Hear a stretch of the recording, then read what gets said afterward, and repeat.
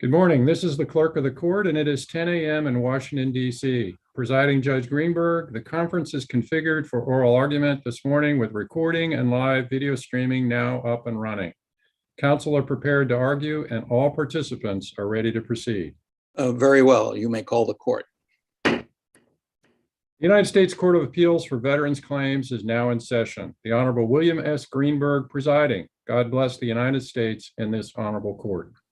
Good morning. This is Judge Greenberg. I'm joined today by Judge Meredith and Judge Falvey. We are convened today via video conference to consider arguments in the matter of Jalbert versus McDonough, case number 20-3219. Will counsel, beginning with appellant's counsel, enter your appearance? Yes, Your Honor. Ryan Powell and Dan Wedemeyer of Bergman and Moore for the appellant. Thank you. I understand that you reserve 10 minutes for rebuttal. Yes, Your Honor. 10 minutes, please. All right. May we have the appearance of counsel for the government, please? Good morning, Your Honors. Stephanie Noronha and Deputy Chief Counsel Kenneth Walsh for the Secretary. Thank you very much. We'll hear from appellant's counsel. Go ahead. Thank you. Good morning, Your Honor, and may it please the court. This case is about the Secretary denying a higher rating for Mr. Jalbert's diabetes based on a requirement that simply is not present in the diagnostic code. Mr. Jalbert asked the court today to remand his claim so that the board can properly apply the facts of his case to diagnostic code 7913 as it is written. Mr. Jalbert also appeals the denial of his claim for service connection for foot and leg arthritis because the board relied on an inadequate VA medical opinion in denying his claim. With respect to diabetes, diagnostic code 7913 provides 3 conjunctive criteria that are required for a veteran to be entitled to 40% evaluation.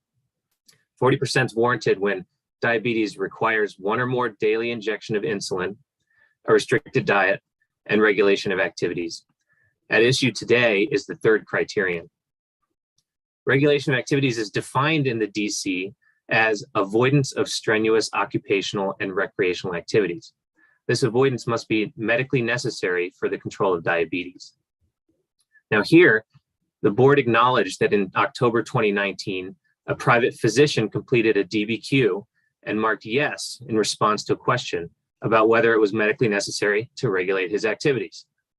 The board did not find that that physician lacked competence or that his opinion was in any way flawed, but found that this DBQ was not persuasive because it did not indicate that Mr. Jalbert's diabetes required regulation of activities, quote, with the intention of avoiding hypoglycemic episodes. Simply put, the phrase with the intention of avoiding hypoglycemic episodes is not found anywhere in the DC. The board provides no explanation for where it pulled this. Counsel, just a minute. Sorry to interrupt. Is there anything other than this box to check for comments by the examining physician on the VA form that you're contesting? Yes, Your Honor. There is, in that same box, there is a space for them to fill out examples as well. And in that box, in this case, the physician said for the pardon me, let me bring it up real quick, sir. Sure.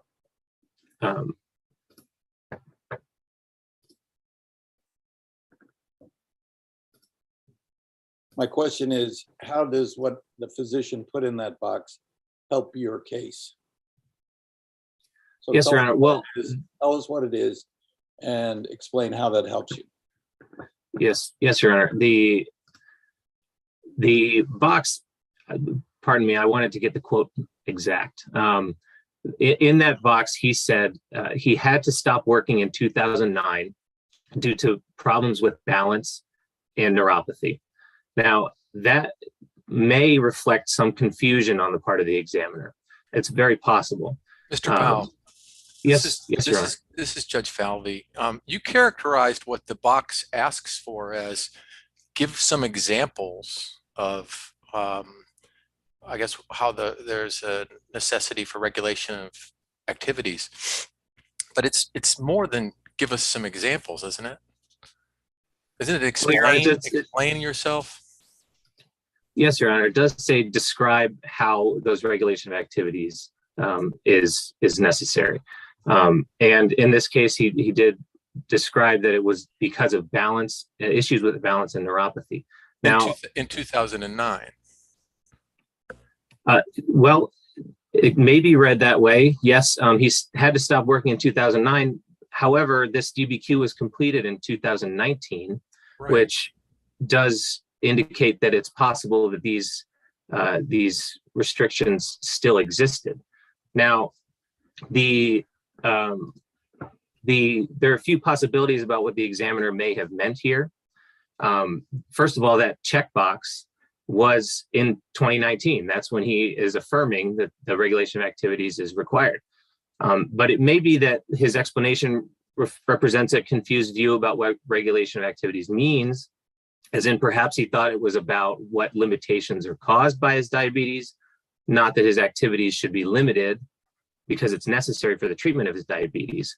But he still checked the box yes, which does appear to fulfill the requirement for a 40% rating. So the confusion between his explanation and that checked box is really what is key here.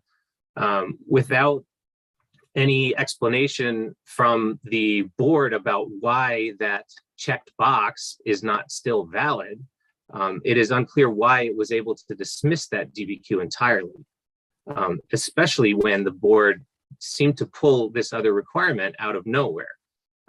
The requirement for it to be avoidance for the purpose of avoiding hypoglycemic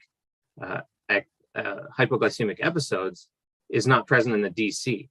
Now, I'll also note that there is a note in that box that does say for VA purposes, regulation of activities can mean that exact thing, what the board said, which that it might be for avoidance of hypoglycemic episodes. However, I'll note that it does say it can be for that purpose. Can suggest non-limiting possibilities. So it's possible that there are other reasons for it. And it's also not what the board pointed to as where it got that phrase. For what other purpose? For what other purpose could diabetes require the regulation of activities? Well, that's a medical question, certainly. So I would not say that I'm an expert on it. However, I will say that it's instructive that there are at least two other examples in the diagnostic code of things that diabetes manifests that might be complications that result in or that are required, that require the regulation of activities. And that includes hyperglycemia. So hypoglycemia would be low blood sugar. Hyperglycemia suggests high blood sugar. And then ketoacidosis is also mentioned in the diagnostic code. And that is another possible manifestation. What we are concerned with is that the board pulled this very specific criteria out of thin air, it appears, and it's not present in the diagnostic code. We are not suggesting that there's one particular thing that must be avoided because we don't know. That's a medical question. And that medical question was arguably answered by that checked box when the doctor said yes. Now, I wanted to make one more point about that DBQ. It's not clear where the board got this criteria from, but it is clear that that DBQ is not consistent with the board decision itself as well. So that board decision suggests two different reasons for the avoidance. It says hypoglycemic episodes, and then it also says for the control of blood sugars. Now, as we just mentioned, blood sugars can be controlled up or down. So that DBQ should not be the sole basis for what the board is getting its standard from.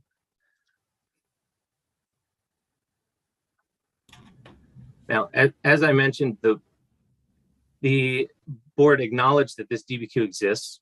That checked box yes is enough to fulfill that criteria.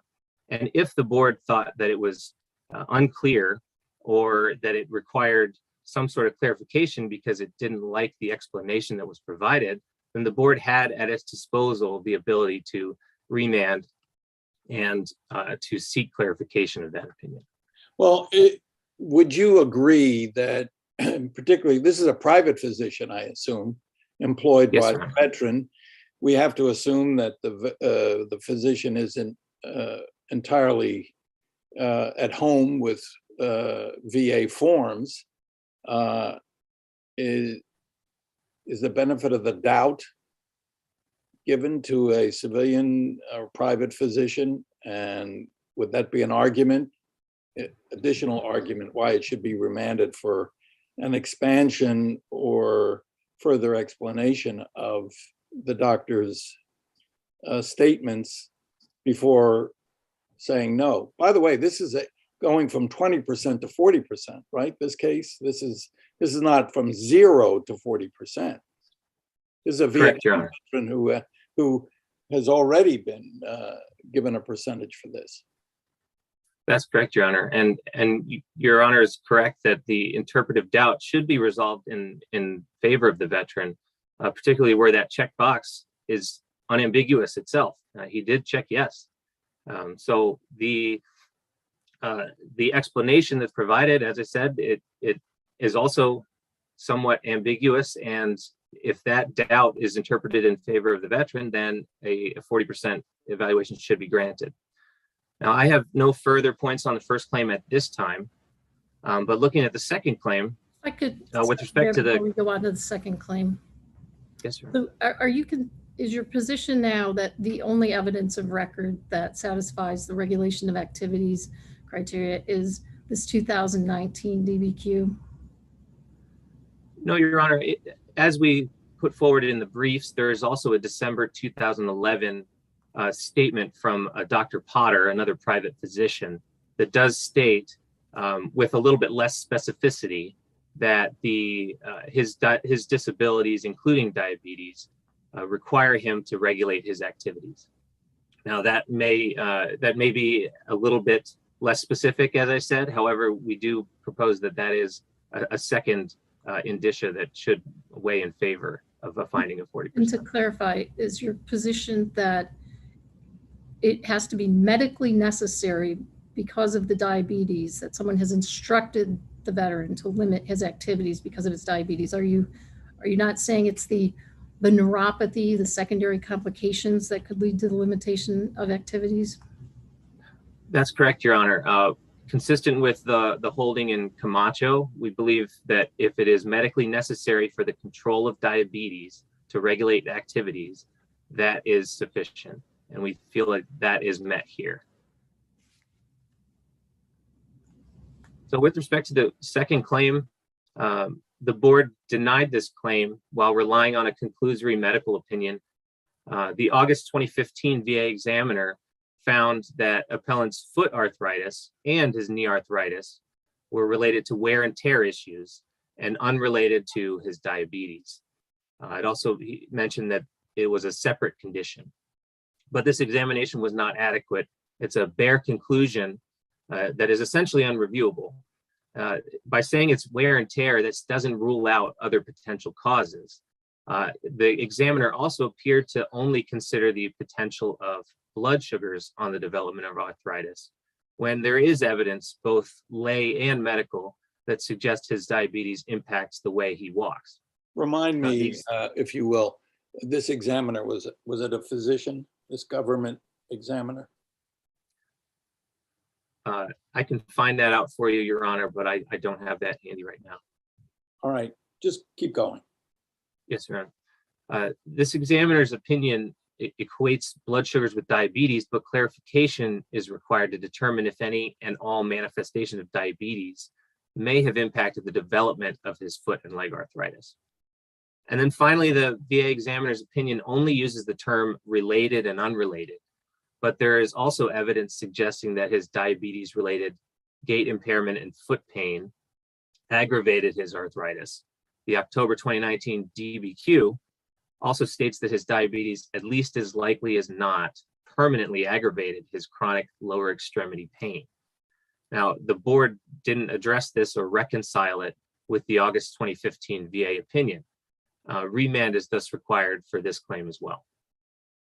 Now, in closing, Mr. Jalbert seeks remand of his claim for a higher rating for diabetes because the board injected criteria into the diagnostic code that are not present. For the reasons discussed today and the reasons laid out in his briefing, Mr. Jalbert seeks remand of both claims on appeal today. All right, before you conclude, while you're listening to the secretary's argument, I'd like you to check your record and be prepared on rebuttal to describe the relative specializations of the private physician in terms of diabetes or related matters versus the government's examiner. Would you do that, please? All right. Yes, sir. We'll pass on to counsel for the secretary. Go ahead. Thank you, Your Honors, and may it please the court. The secretary respectfully requests that this court affirm the board's February 2020 decision to sustain appellant's 20% rating for service-connected diabetes mellitus. The appellant in this case does not meet the regulation of activities requirement as prescribed by 38 CFR 4.119, Diagnostic Code 7913, which rates diabetes based on management of the disease and not complications of the disease. The facts in this case are not in dispute, and both parties agree that regulation of activities means the avoidance of strenuous recreational and occupational activities. Now, the question before the court, as the secretary understands it, is whether regulation of activities can be satisfied by evidence showing that the effects of diabetes are so severe that the veteran must restrict activities. And the answer to that question is emphatically no. Regulation of activities means that diabetes itself and not the complications of diabetes are so severe that the veteran must avoid strenuous recreational and occupational activities. This court in counsel, where does it say that in the regulation? In order to answer your question, Your Honor, I think that we would have to look at holdings from this court, such as Camacho versus Nicholson, where the court discusses the regulatory history of the diagnostic code. And there the court explains that the severity of the disease is measured, the diagnostic code measures the severity of the disease by how well the disease is controlled. And in Camacho, the court quotes from VA's 1993 proposed revision to the diagnostic code, where the secretary explains that the need for insulin, restricted diet, and regulation of activities are reliable indicators of the extent to which diabetes is controlled. So that shows us that regulation of activities serves the same purpose as the first two elements for the 40% rating, the requirement for insulin and the requirement for a restricted diet. Both are for the medical management of the disease or the control of blood sugar levels. Now, when interpreting a regulation, in addition to looking at its regulatory history, we want to look at its language, the plain meaning of which is derived from its text and its structure. And if we look at the structure of the diagnostic code itself, in order to warrant a 10% rating, diabetes must be manageable by restricted diet only. For the next higher rating, diabetes requires insulin and restricted diet or oral hypoglycemic agent and restricted diet. And for the next higher rating, diabetes requires the same two first elements, the requirement for insulin and restricted diet, as well as a regulation of activity. Now, we also want to take a step back and look at the diagnostic code as a whole. It starts with diabetes mellitus requires things such as regulation of activities. It doesn't say diabetes or its complications requires insulin or restricted diet or a regulation of activities. But the diagnostic code is not silent on what we do with those complications. If we look at note 1, it tells us that we want to rate those complications separately. So for those reasons, looking at the regulatory history, the context, the structure of the diagnostic code, we see that regulation of activities can't be this broader meaning that appellant suggests in his briefs, that is that regulation of activities is merely due to or related to diabetes. It's something much more narrow than that, and it has to be for the management or control of blood sugar levels. Appellant also argues that this court in Camacho versus Nicholson did not discuss the intent behind the diagnostic code, but that is not the case. This court, in addition to looking at the regulatory history, it also held that in order to be entitled to a 40% rating, the evidence must show that there's a medical necessity that the veteran has to avoid strenuous recreational and occupational activities. And in that case, this court found that Mr. Camacho did not meet the regulation of activities requirement by a doctor's comment that said that he can no longer drive as part of his employment because of his insulin usage. And in explaining why he didn't meet the regulation of activities requirement, the court observed that the doctor was not making an assessment that the appellant's condition required that he not drive as a means to control his diabetes. And so it's evident from the board's discussion there that the diagnostic code relates to whether or not a veteran has to curb his or her activities in order to control blood sugar levels. Keeping the intent behind the diagnostic code in mind, if we turn to the board's decision here, we see that the board adequately supported its decision with an adequate statement of reasons or bases, and it's supported by a plausible basis in the record. The board thoroughly reviews the evidence. It considers 4 different VA examinations, one from 2008, 2010, 2011, and 2015, all of where the VA examiners find that there's no medical necessity to regulate activities. The board also considers the favorable evidence of record, including the December 2011 letter from appellant's private physician, as well as an October 2019 DBQ authored by that same private physician. And the board finds that it doesn't meet the regulation of activities requirement because the regulation of those activities was not for the purpose of controlling blood sugar levels, for managing the disease.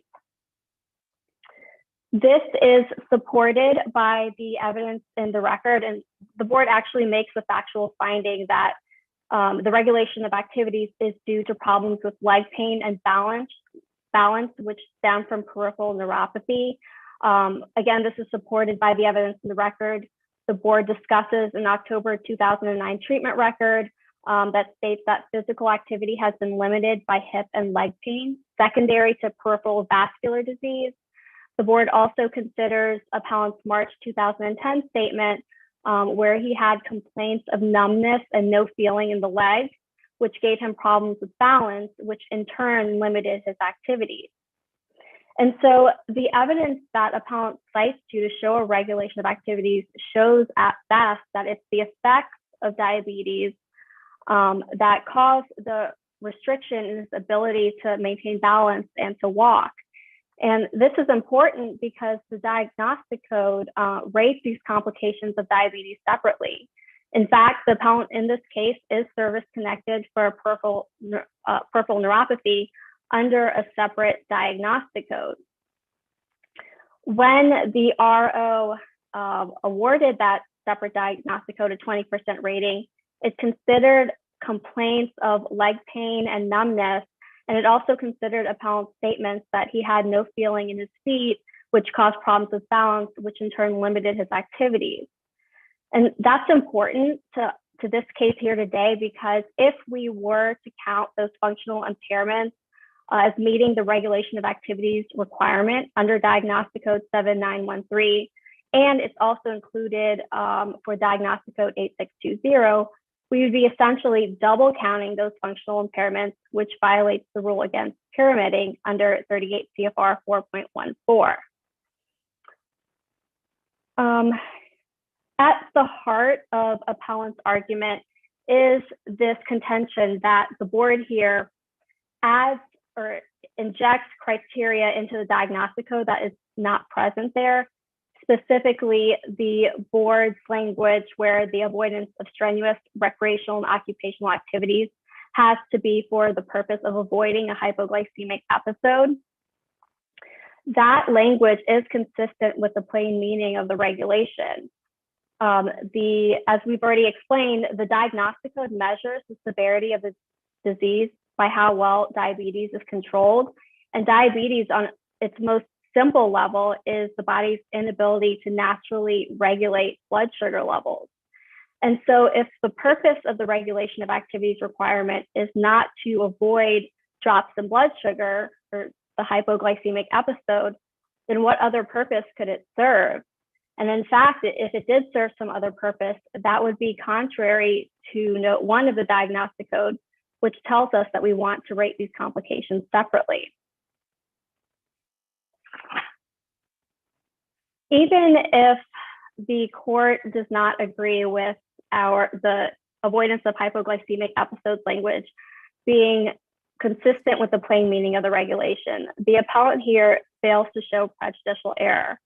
The Ms. only, Noronha, yeah, before you go on to prejudicial error, what of Mr. Powell's argument that there's other changes in blood sugar? I think he said hyperglycemic episode, ketoacidosis, in reference to a couple of other things that could require regulation of activities than just hypoglycemic episodes.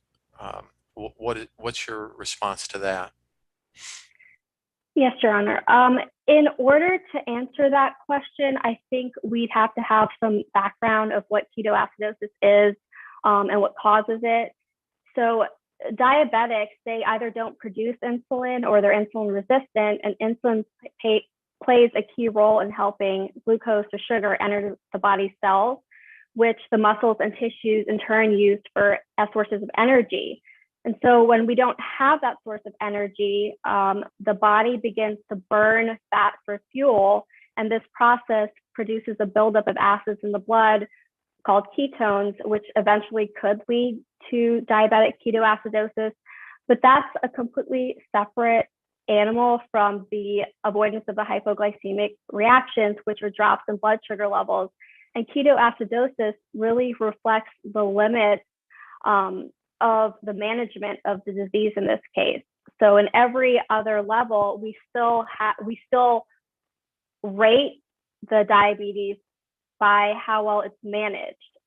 Every level includes the requirement for insulin, restricted diet, and above the 40% level, the regulation of activity.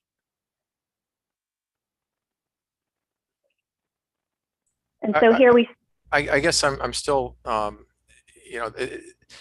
understand your argument that the diagnostic code focuses on actions that are necessary for the management of the diabetes. But as I understand Mr. Powell's argument, and he can, on rebuttal, he can correct me if I'm misstating it, that by specifically focusing on the hypoglycemic episode necessitating regulation of that, necessitating the limitation on activities, that they have narrowed the regulation of activities and thereby failed to consider other needs for the activity to be managed to manage the diabetes. Are you arguing that the board opinion in total is really focused on regulation of blood sugars, properly so, and that this focus on hypoglycemic episodes is just part of that equation, or are they properly focused just on hypoglycemic episodes? Yes, Your Honor. The board focuses, or it finds that the regulation of activities requirement is not met because the regulation of activities is not for the purpose of controlling blood sugar levels. And that's what a hypoglycemic episode is. It's a drop in blood sugars. And the secretary here has decided to rate diabetes based on management of the disease and not complications of the disease. And so the board's language is consistent with the plain meaning of the diagnostic code. So if he had evidence, maybe this is a segue to your prejudicial error analysis, if he had evidence of that Mr. Jalbert suffered from hyperglycemic episodes, that elevated blood sugars, and therefore he needed to regulate activities to prevent that. Would that be would that justify a 40% rating? Your Honor, I think that enters the realm of medical assessments. I would agree, but that maybe that's Mr. Powell's point, is that's therein lies the error, the board's error, that they focused on just one possible effect the diabetes is having on blood sugars and should have considered other possibilities. Well, I think we want to take a look at the diagnostic code itself. The 60% rating, or anywhere else really in the diagnostic code, makes no mention of the hyperglycemic reactions, which are the spikes in blood sugar levels. And when we're talking about regulation of activities, that's when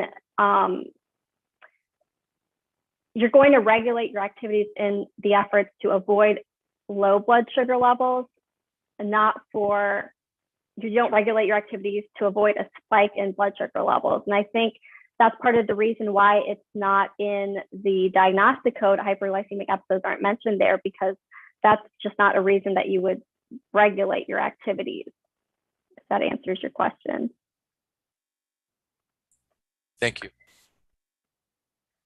And so bringing us back to prejudicial error, the appellant in this case points to two pieces of evidence: the December 2011 letter from the private physician, as well as the October 2019 DBQ, to show that the regulation of activities was met.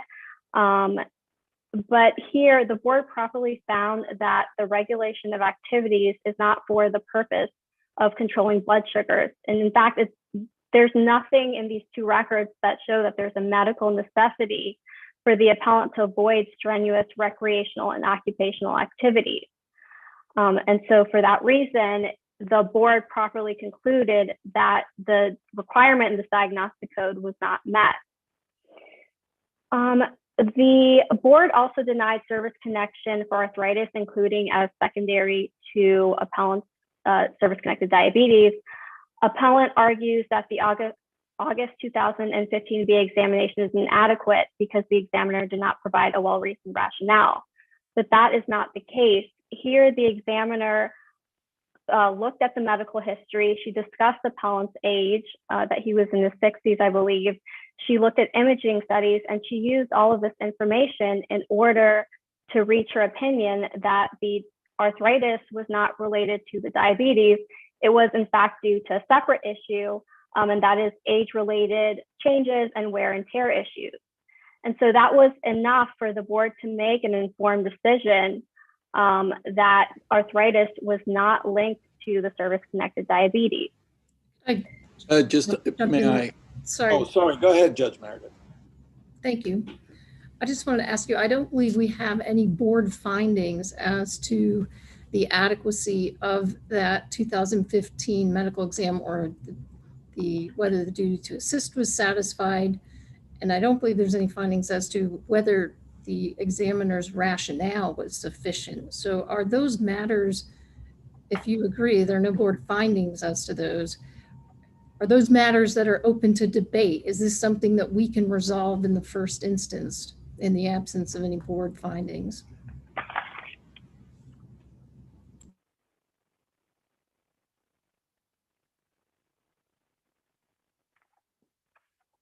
Your Honor, I do believe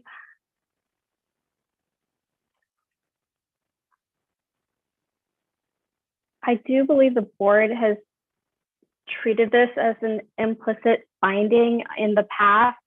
And here, although the board doesn't specifically make this finding that the August 2015 examination is adequate, we can assume that it did. It wouldn't have to say that it found it adequate, because it relied on it to make its decision.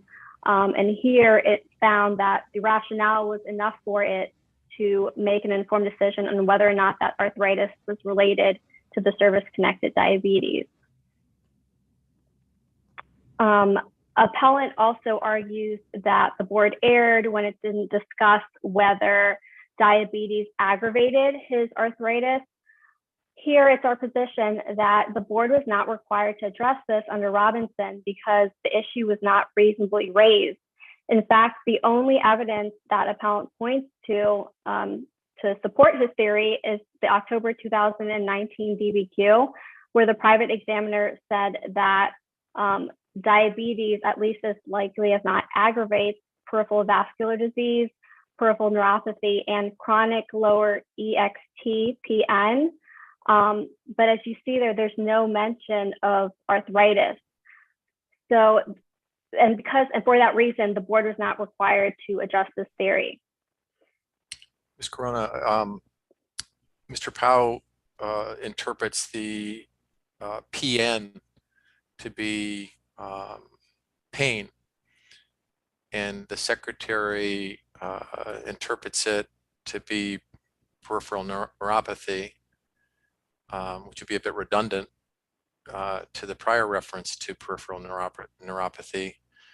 How are we to choose between your interpretations without sending it back? Why wouldn't we be making that finding in the first instance?